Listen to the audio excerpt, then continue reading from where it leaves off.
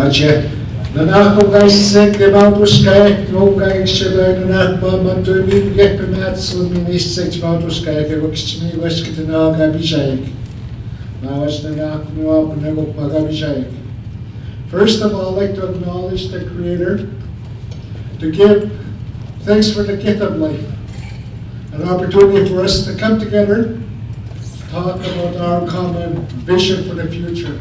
We are here to talk about our future, the education of our children. And I thank you for being here today. So I say good morning, and thank you, Elder, for the opening prayer. And I am very pleased to be here to be part of the opening comments. I'd like to welcome all the leaders, the educators, the men and women, the youth that are here. Thank you for being here today. I'd also like to acknowledge that we are on the traditional territories of Fort William First Nation. And I give thanks for them allowing us to gather on their lands.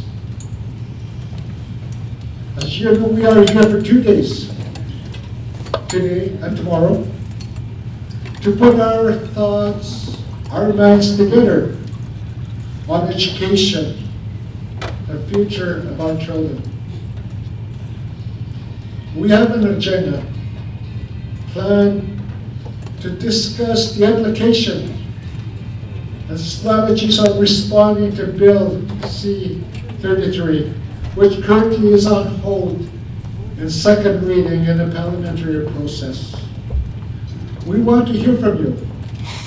We want to hear from everyone.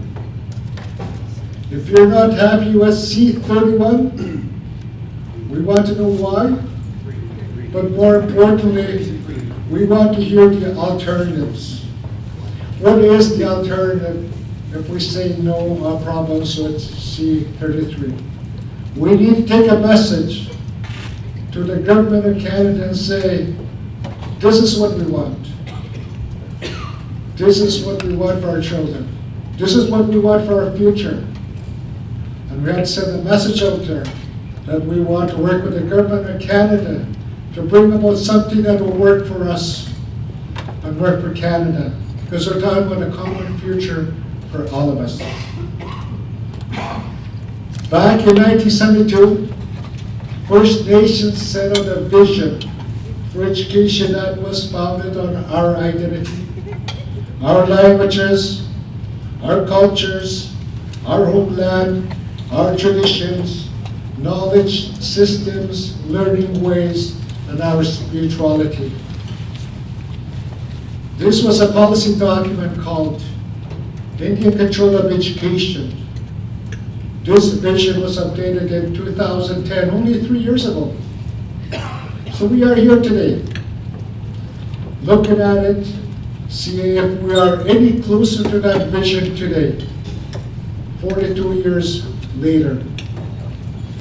Since the Dominion of Canada was formed in 1867, there has been many laws and policies enacted. Bill C-33 is just one of them. Prior to the Dominion of Canada, laws existed in Europe about Canada. These were the 1455 Papal Bulls, which put forth into motion the doctrine of discovery, and the 1763 Royal Proclamation Act, which set out the treaty-making process that led to the Treaty of Niagara was the first one. We know and understand that Canada is a colonized land and an apartheid state. What else? Why else would specific legislation be needed for a specific group of people? Why is there an Indian Act that has been around since 1876? And why is there Bill C-33? And also, why is it that it's only First Nations people asking the why? going into its 150 years, 2017, Canada will be careful to tell the public that Indigenous peoples did not have a government before 150 years ago. Canada will deny that sovereign people existed on the land before then, because they need to provide justification about 150 years of subjugating us. Canada has a long history of assimilation policies that intend to terminate the cultural, social, economic, and political distinctiveness of First Nations. They want us to be absorbed into mainstream Canada, Canada's life and values. This time we are in a very different fight. This time we are fighting for the hearts of our children and their chance not to be assimilated. Over the past number of years, more so under the Stephen Harper BC government, the number of laws directly and indirectly impacting First Nations have increased, and the government bureaucracies have grown. The aim of the government is to make modern amendments to Indian Act to end our pre-existing sovereign status. Bill C-33 is one of these bills, and that is why we continue to wrestle with the Canadian government today, because they don't want to give up or share jurisdiction with us. They want to hang on to the notion that we do not have rights. In 2014, there is something different from 1972. What is different today is that our people know and understand what their rights are. And we have more of our own people educated in a Western education system. They're better educated today than it was back in 1972. But at the same time, our people, our educated professionals, know their own Indigenous laws, values, and practices.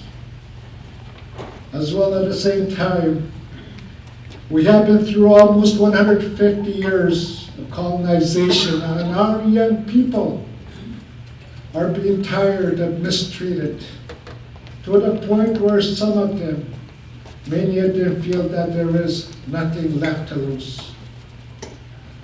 Our story in Canada of being colonized is similar to Indigenous peoples of the world.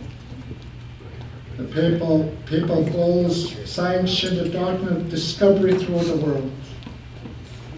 For example, in New Zealand, the Indigenous people signed a treaty with the British Crown 75 years after the first one was signed in Canada. The Maoris signed theirs in 1840. Shortly after making treaty with them, the government established schools for the Maori people, for the Maori children, under the Native Schools Act of 1867. In these schools, the Maori children were mistreated and abused, and many of them lost their languages, just like our own children under the residential school system. They went from speaking Maori as their first language to 26% that spoke their language in 1960. It was then in the 60s that they began to organize against oppressive social policies, and they were able to gain more political power to establish a tribunal in 1975 that enabled them to regain their language and increase their people's education level. Early learning and education were central to the political debate on Maori self-determination. So when we look at that, It is no different You came along with with us Snake Head with University. LC 33. It is about our very existence.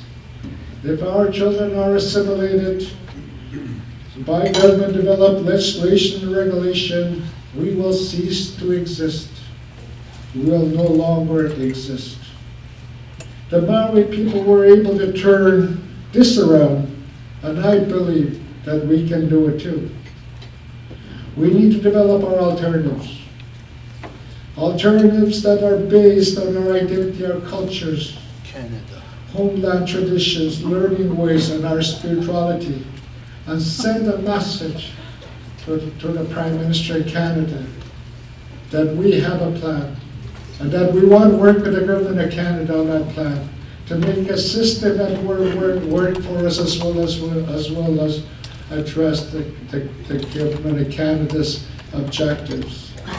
So with that, I thank you for the opportunity to speak to you this morning, and I welcome you again. Mawas na na ako, kawichi na wak, bagsedan mantuch, wiwichi, ubiyak, pinachimensek, mawachi to na. Thank you very much.